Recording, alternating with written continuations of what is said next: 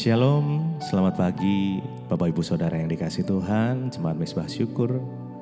Pagi hari ini kita mau datang sama-sama kembali kepada Tuhan.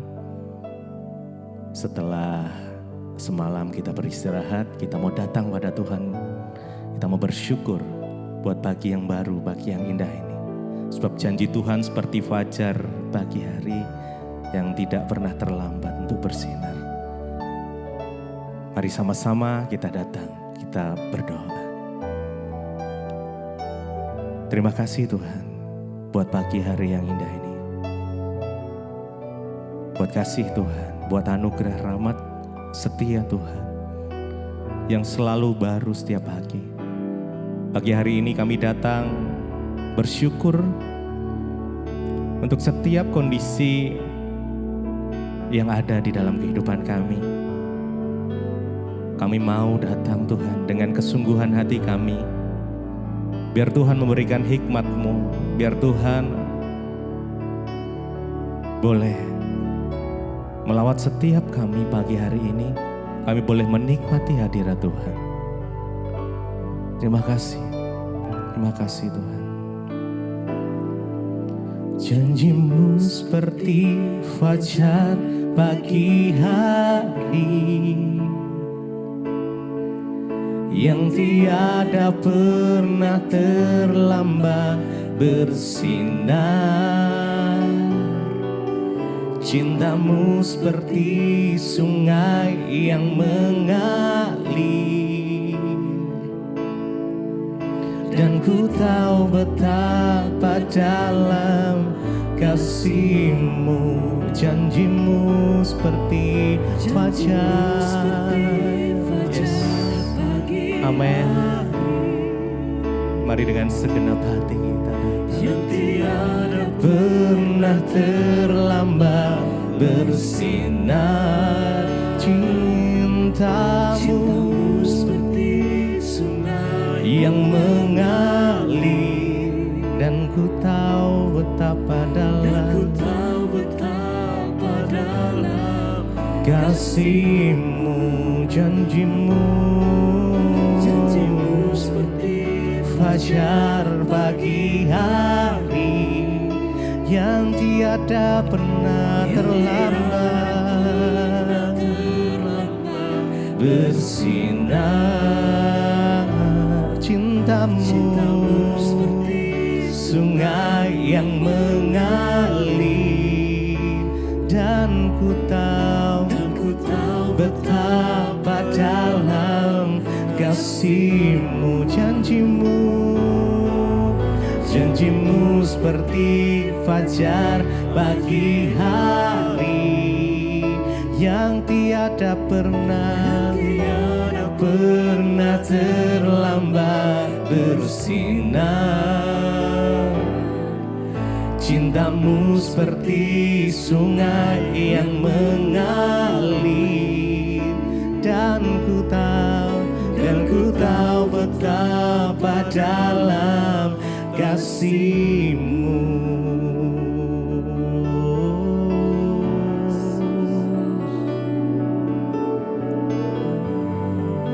Yes. Kami percaya Tuhan bahwa janji Tuhan iya dan amin. Janji Tuhan seperti fajar pagi hari yang tiada pernah terlambat untuk bersinar. Bahkan cinta-Mu seperti sungai yang mengalir. Karena kami tahu Tuhan betapa dalam kasih-Mu atas setiap kami. Pagi hari ini kami bersyukur. Terima kasih untuk kebaikan Tuhan. Terima kasih Tuhan Yesus. Janji-Mu seperti fajar pagi hari yang tiada pernah terlambat bersinar. Cinta-Mu seperti sungai yang mengalir, dan ku tahu betapa dalam kasih-Mu. Dengan segenap hati kita Janjimu seperti fajar pagi hari yang tiada pernah terlambat bersinar. Cintamu seperti sungai yang mengalir, dan ku tahu betapa dalam kasih-Mu. Sebab aku percaya, bukan karena melihat, namun karena firman-Mu yang selalu digenapi di hidupku. Ku percaya, bukan karena melihat, namun karena firman-Mu tiada pernah berubah. Sebab aku percaya, amin. Bukan karena melihat, namun karena firman-Mu yang selalu digenapi di hidupku. Ku percaya, bukan karena melihat, namun karena firman-Mu tiada pernah berubah. Sebab aku percaya, yes. Bukan karena melihat, namun karena firman-Mu yang selalu digenapi di hidupku. Ku percaya, bukan karena melihat, namun karena firman-Mu tiada pernah berubah. Kami percaya Tuhan,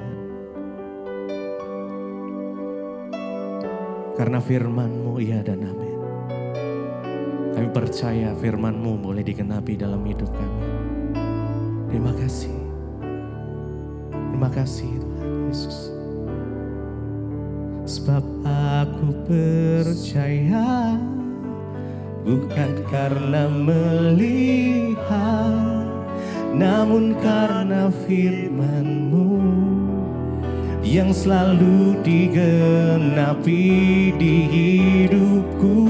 Ku percaya, bukan karena melihat, namun karena firman-Mu tiada pernah berubah. Sekali lagi, sebab aku percaya, bukan karena melihat, namun karena firman-Mu yang selalu digenapi di hidupku. Ku percaya,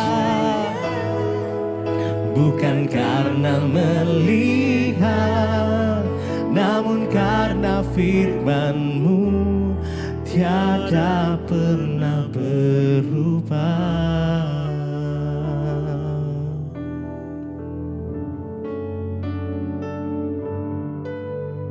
Tuhan, kami mengucap syukur buat pagi ini. Tuhan, bangunkan kami dengan tubuh yang sehat, tidak kurang suatu apapun. Kami mengucap syukur buat anugerah Tuhan yang luar biasa. Sebelum kami memulai aktivitas kami rindu mendengarkan firman-Mu. Bukakan setiap rahasia firman-Mu agar kami mengerti. Tuhan, urapi hamba-Mu yang tidak ada apa-apanya. Kami buka hati kami bagi firman Tuhan dalam nama Yesus. Haleluya. Amin, amin, amin. Iya, shalom Bapak Ibu yang terkasih. Selamat pagi, kita berjumpa kembali di Mesbah Syukur. Pagi hari ini saya bersyukur kita semua bangun dengan tubuh yang sehat, tidak kurang suatu apapun, dan kita mau terus mencari Tuhan, terutama di hari-hari yang terakhir, biar kita semakin dipersiapkan menjadi umat yang layak di hadapan Tuhan. Iya, hari ini kita akan baca firman Tuhan dari 1 Korintus pasal yang ke-6. Saya ambil 1 Korintus pasal yang ke-6 ayat yang pertama sampai dengan ayat yang ke-3 ya. 1 Korintus 6 ayat 1 sampai ayat 3, firman Tuhan berkata begini. Apakah ada seorang di antara kamu yang jika berselisih dengan orang lain berani mencari keadilan kepada orang-orang yang tidak benar dan bukan pada orang-orang kudus? Atau tidak tahukah kamu bahwa orang-orang kudus akan menghakimi dunia? Dan jika penghakiman dunia berada di dalam tangan kamu, tidakkah kamu sanggup untuk mengurus perkara-perkara yang tidak berarti? Ayat 3, tidak tahukah kamu bahwa kita akan menghakimi malaikat-malaikat? Jadi apalagi perkara-perkara biasa dalam hidup kita sehari-hari. Iya, saudara, kita melihat di sini, saudara. Iya, Rasul Paulus berbicara kepada jemaat yang ada di Korintus, saudara ya. Dia berkata bahwa ya, apakah ada seorang di antara kamu yang jika berselisih dengan orang lain berani mencari keadilan pada orang-orang yang tidak benar dan bukan pada orang-orang kudus? Saudara, sebagai anak Tuhan, sebagai orang percaya, ya, kita ini diberikan hikmat oleh Tuhan. Kita punya firman Tuhan. Kita pasti juga sebagai orang yang ada di dalam dunia, masih tinggal di dunia, dan kita juga hidup dengan bermasyarakat, bahkan dengan ya saudara bersaudara, dengan saudara ipar, dengan mertua. Satu saat akan terjadi perselisihan. Ketika ada masalah terjadi, entah itu antara suami istri atau dengan siapa saja, ya, mari saudara, jangan buru-buru ya pergi ke orang lain ya untuk ya menceritakan masalah kita atau mencari keadilan kepada orang yang ya belum bertobat, apalagi saudara.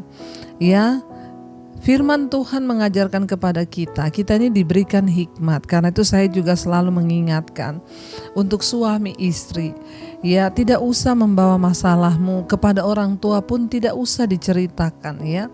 Kita ada masalah berselisih dengan suami atau dengan istri, jangan itu engkau ceritakan kepada orang tuamu. Kenapa? Karena itu akan membebani pikiran mereka. Ya, masalah kecil aja kita curhat ke orang tua. Masalah sedikit aja kita curhat ke tetangga. Ketika kita ini suka curhat, itu tidak akan menyelesaikan masalah kita, justru akan menambah masalah kita. Sebaiknya ketika kita ini ada masalah, duduk di kaki Tuhan. Carilah solusi di hadapan Tuhan. Ya. Jangan mencari keadilan ya ketika ada yang berselisih, kata Rasul Paulus, dengan orang lain. Ya, apakah kita ini mencari keadilan kepada orang yang tidak benar dan bukan kepada orang kudus? Atau kalau saudara pun terpaksa harus curhat, ya, saudara bisa mencari orang yang lebih rohani atau pembimbing rohani. Ya, jangan cari orang yang tidak bertobat. Jangan cari orang yang apalagi tidak seiman. Ya, orang yang tidak bertobat, saudara ceritakan masalah saudara, ya, akan semakin buruk, bukan semakin baik. Di sini malah Rasul Paulus bilang, ya, apakah ada seorang di antara kamu yang jika berselisih dengan orang lain, artinya bertengkar atau berkelahi, salah paham, ya, lalu mencari keadilan kepada orang yang tidak benar, ya, orang yang tidak benar. Hati-hati saudara, di dalam mencari masalah atau solusi kita datang kepada orang yang benar. Ya, Rasul Paulus bilang, dan bukan kepada orang kudus ya. Atau tidak tahukah kamu bahwa orang-orang kudus itu akan menghakimi dunia? Ya, firman Tuhan bilang kita ini sebagai orang-orang kudus satu saat nanti kita akan berdiri bersama-sama dengan Kristus. Ya, dikatakan di sana, dan kita akan menghakimi dunia. Di sini dikatakan, wow saudara. Nah, Rasul Paulus bilang, dan jika penghakiman dunia berada dalam tangan kamu, tidakkah kamu sanggup untuk mengurus perkara-perkara yang tidak berarti? Ya, bagaimana mungkin kita ini nanti akan berdiri bersama-sama dengan Tuhan Yesus di hari penghakiman terakhir kalau ngurusi masalah dalam rumah tangga sendiri aja nggak bisa, ngurusi masalah-masalah di dalam gereja sendiri aja nggak bisa. Bagaimana mungkin kita mau berdiri bersama-sama dengan Kristus, mau jadi orang yang menjadi hakim dunia? Ya, Rasul Paulus bilang kepada jemaat di Korintus ya, bahwa ya, jika penghakiman dunia berada dalam tangan kamu, tidakkah kamu sanggup untuk mengurus perkara-perkara yang tidak berarti, dengan kata lain yang tidak penting? perselisihan di antara jemaat, perselisihan dalam rumah tangga, itu perkara-perkara yang tidak penting. Dan itu kita nggak usah bawa kepada orang lain yang ada di luar orang benar, selain kita meminta petunjuk kepada hamba Tuhan. Nggak usah diceritain kepada tetangga, kepada siapapun saudara. Kecuali memang benar-benar sudah urgent, sudah yang benar-benar misalnya sudah disiksa atau apa, itu perlu. Tapi kalau cuma apa dikit, masalah yang tidak penting, kata Rasul Paulus, ini tidak berarti. Kita ini orang kudus akan menghakimi dunia bersama dengan Kristus. Bagaimana mungkin kita akan berdiri bersama Kristus kalau mengurusi perkara-perkara kita sendiri aja kita ini tidak berhasil. Mari kita mencoba menyelesaikan setiap masalah dalam rumah tangga dengan kedewasaan. Suami istri duduk berdua bicara. Bicara baik-baik, kita berdua dari hati ke hati. Semua itu tanggalkan ego, keakuan kita, bicara dari hati ke hati. Pasti bisa kalau ada Tuhan di dalamnya. Ayat yang ketiga saya dikatakan, tidak tahukah kamu bahwa kita akan menghakimi malaikat-malaikat? Jadi apalagi perkara-perkara biasa dalam hidup kita sehari-hari. Malaikat pun akan dihakimi oleh orang-orang kudus. Bagaimana mungkin perkara-perkara kita sehari-hari kita nggak bisa urus, saudara. Mari kita serius hari-hari ini untuk mengatur hidup kita, untuk belajar menyelesaikan masalah kita sendiri, untuk belajar menanggalkan ego kita, untuk duduk tidak usah dengan emosi menyelesaikan masalah itu. Apa dikit mau berantem, apa dikit mau pukul-pukulan, apa dikit mau ini mau itu, saudara. Mari kita berusaha menjadi orang Kristen yang dewasa, karena ingat Alkitab berkata, orang kudus satu saat kelak akan berdiri bersama-sama dengan Kristus untuk menghakimi. Jadi saudara, saya berdoa supaya kita semua mempersiapkan hidup, supaya kita semua boleh sungguh-sungguh berkata, Tuhan, semua perkara-perkara yang tidak penting dalam hidup kami, biarlah kami mau selesaikan. Kami bahkan berdoa supaya tidak ada lagi perkara-perkara yang tidak berarti. Tidak usah cari gara-gara hidup ini, supaya nggak banyak masalah, nggak banyak perkara. Karena ingat, bahkan Rasul Paulus di sini berkata, firman Tuhan berkata, kita akan menghakimi malaikat-malaikat. Karena itu saudara, janji firman Tuhan bagi setiap kita itu luar biasa. Sayang kalau cuma gara-gara masalah-masalah sepele kita tidak layak menyambut kedatangan Tuhan kali yang kedua. Karena itu biarlah kita mau tetap setia dan terus membenahi diri ke arah yang lebih baik lagi. Terima kasih Tuhan. Kami mengucap syukur Tuhan buat pagi ini Engkau berbicara kepada kami, menyatakan isi hati-Mu bahwa kami harus menyiapkan hidup kami untuk menjadi jemaat yang dewasa. Kami harus bisa menyelesaikan perkara dalam kehidupan kami sehari-hari, tidak melibatkan orang lain. Kalau bisa kami selesaikan berdua, suami istri, bahkan dengan rumah tangga kami sendiri, dan tidak keluar dari pintu rumah kami.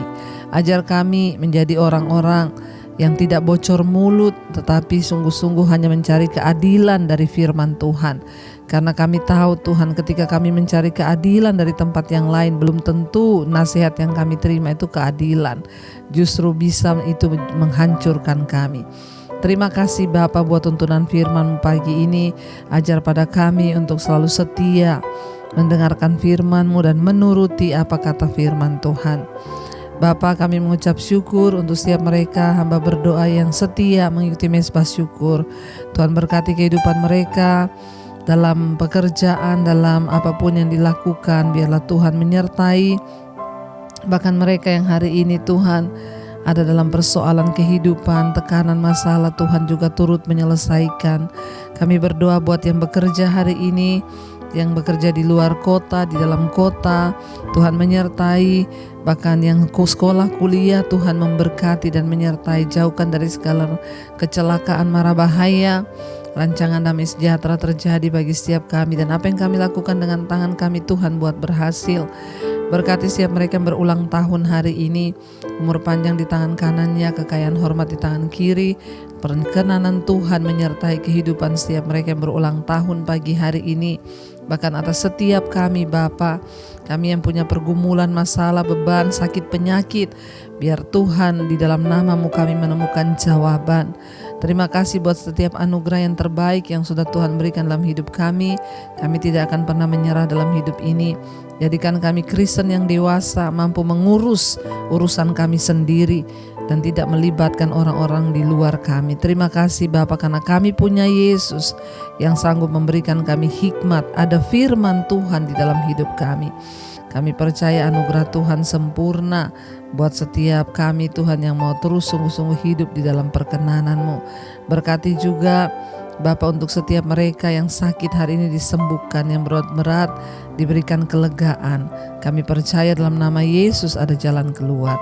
Mari kita berdoa. Bapa kami yang ada dalam sorga, dikuduskanlah nama-Mu, datanglah kerajaan-Mu, jadilah kehendak-Mu di bumi seperti di sorga. Berikanlah kami pada hari ini makanan kami yang secukupnya, dan ampuni kami akan kesalahan kami, seperti kami juga mengampuni orang bersalah pada kami. Janganlah membawa kami dalam pencobaan, tapi lepaskanlah kami daripada yang jahat. Karena Engkau-lah yang punya kerajaan dan kuasa dan kemuliaan sampai selama-lamanya. Mari buka hati dan tangan-Mu, terimalah kiranya berkat dari Allah Bapa, cinta kasih Tuhan Yesus Kristus, penyertaan Allah Roh Kudus menyertai hidup-Mu mulai dari hari ini bahkan sampai kali yang kedua Tuhan Yesus datang menjemput kita. Nama kita tercatat di dalam kitab kehidupan. Dalam nama Tuhan Yesus yang percaya diberkati, katakan bersama, amin, amin, amin. Tuhan Yesus memberkati. Shalom dan selamat pagi.